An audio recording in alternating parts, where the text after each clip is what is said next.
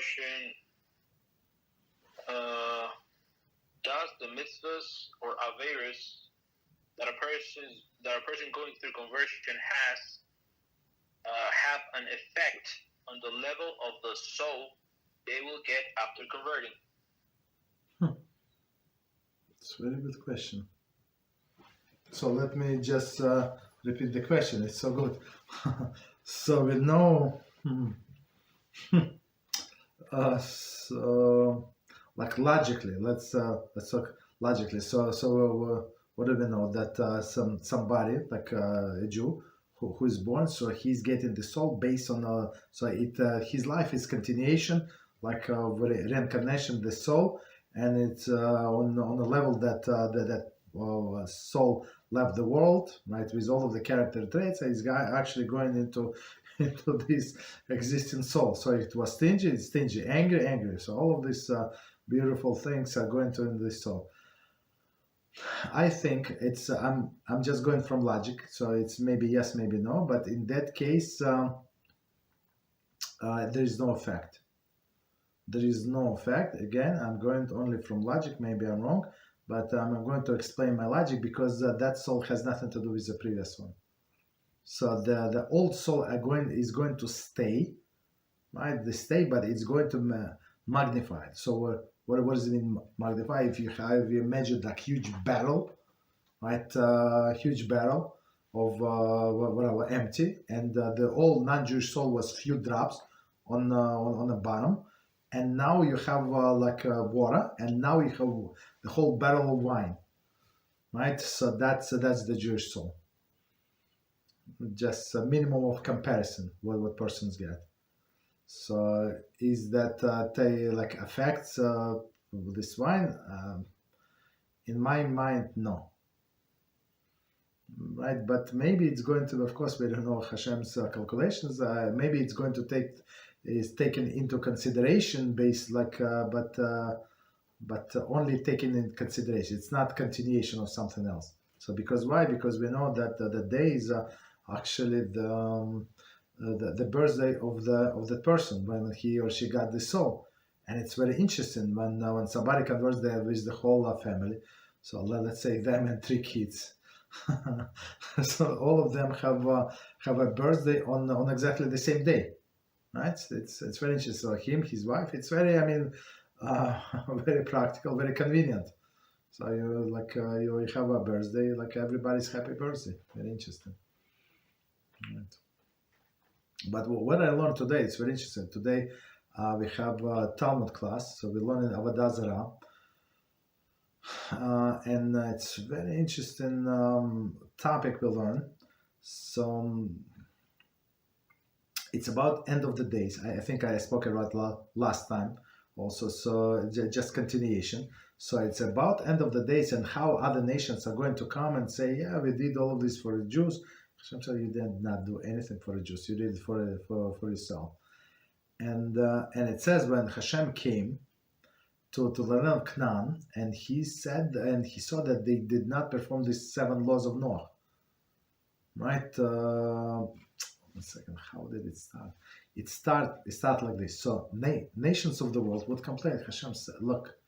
So yeah. We know that you came over. You offered us Torah, and we did not accept it. Yes, we know. But look, we know also what happened to Jewish people. You took the mountain, Sinai, and you overturned it. And our sages say it's like a what? So what? It's like a pit, like as I understand, like laid with cement. And Hashem like overturned the pit, like the top, like down, right, upside down. And he on top of the Jewish people, it said, look. You want to accept my Torah? Very good. We're going to be very good, very close friends. You don't know, you don't want to. So if you want to accept, it's going to be our chuppah. If you're not going to accept, very good. It's going to be your burial ground. So what is going to be? Jewish people said, of course, well, Hashem, what are you, crazy? Of course, we're going to accept. So that's a known medrash, right? But the nation said, "Look, Hashem, like if you entice us the same way you entice the Jewish people, of course we're going to accept. Like, but you ask us nicely, would you like to accept it?" And we saw what is there, and we said, "Who needs that?" And of course, if we like pressure us like Jewish people, and that we would accept it. And Hashem said, "Let's look at you. Right? Did you had this 7 mitzvahs of Bnei Noach? Did you perform them? Absolutely not." And he said, and then comes what I just started saying, that he comes to land of Canaan and said this they perverted everything. Like they did not keep even one laws of Noach. Like absolutely, like everything is upside down. And since then, it's very interesting. So Hashem said, "You absolved, right, from performance of the mitzvah of seven laws of Noach." So comes Gemara and said, one second, Hashem, like no, Hashem, one second, Rabbi. So what are you trying to do? So they did not want to perform these 7 laws of Noach. Now they absolve. It's like reward them. They went against Hashem. Hashem said do. They did not, and now you rewarded them. Then now they're not obligated to do. And Talmud said that's not what we meant. So it means that what? That if Noachites, if they perform, since Hashem said you're no longer obligated to perform it, if you do not perform it, you deserve a death penalty. But if you're going to perform, since you're not obligated to perform, you're going to get a reward, not full reward. Right? Not for a reward, but only reward of a person who is not obligated. And it's a huge difference. So if somebody, for example, Jewish man, obligated to sit in a sukkah, right? So he gets this unbelievable reward. Why? Because he's obligated, and it's a harass try to stop him, right? And he has a huge resistance from doing this mitzvah, any mitzvah that you obligate, whatever your mother, father said you have to do, like Monday, nobody can get up on to school on Monday, Tuesday, Wednesday, right? But Sunday, come Sunday, it's a free day. Like everybody get up like 6 a.m. Like you crazy, like 7 a.m. Like why don't you sleep? No, since the kids are not obligated, so now the 6 a.m. 5:30 a.m. Like sometimes I hear outside what's going on, like kids like outside, like the parents let them out because they're going crazy inside in the apartment. You understand? I mean, for me it's normal because for Jews it's normal. We're going to the shul anyway this time. For me it's not early, but for all other people, the whole neighborhood sleeps. You understand? But these kids are not obligated. So same as other people. So it's easy. You have obligation. You feel pressure, right, from Eitz Hara not to do it, and that's why you get the reward. But for example, a woman is not obligated to sit in a sukkah, but if she wants, so that's the difference between Ashkenazi and Sephardic. So if Ashkenazi woman said, "I want to sit in a sukkah," she is allowed to say the blessing, and it's going to not only sit.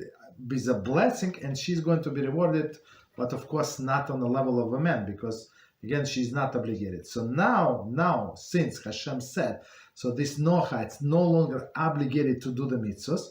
If they don't do, they're going to be punished, but if they do, they're going to be rewarded as somebody who is does things voluntarily, which is, we understand, which is lower level.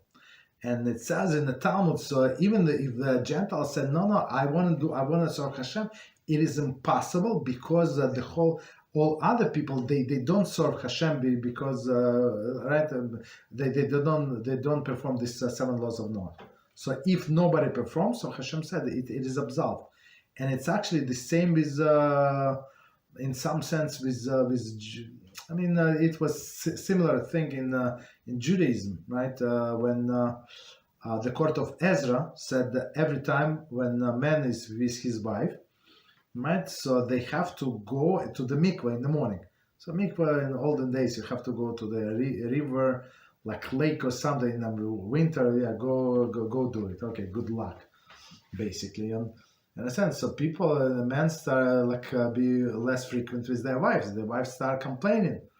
Men, it says if a man wants to pray, learn Torah, they have to be pure. They have to go to the mikveh. Mikveh were not like today. So sages saw that the most people in generation cannot like handle this decree, and they abolished it, canceled. You understand? So in some sense, in some like lechavdil, like separation.